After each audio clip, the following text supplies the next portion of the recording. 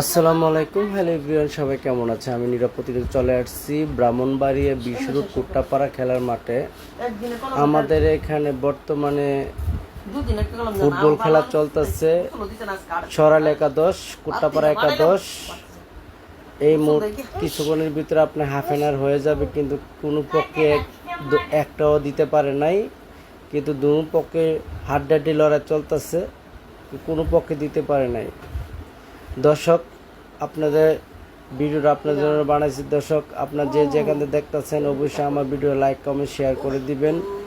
আর আমাদের কুট্টাপাড়া খেলা দেখার জন্য অবশ্যই আপনারা সবাই চলে আসবেন। দূর দূরান্ত থেকে অবশ্যই আসছেন, আপনার সবাইকে থ্যাংক ইউ।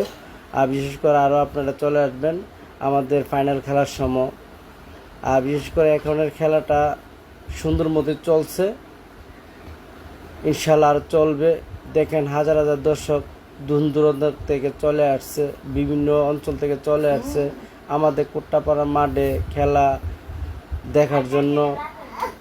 গাছে, চাঁদে, ব্রিজের উপরে বিভিন্ন জায়গায় দর্শক খেলা দেখতেছে, উপরে উঠে অত কষ্ট করে।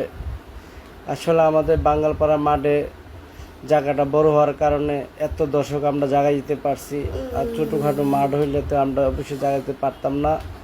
তা বিভিন্ন অঞ্চল থেকে দর্শক চলে আসছে আমাদের বাঙ্গালপাড়া মাঠে খেলা দেখার জন্য।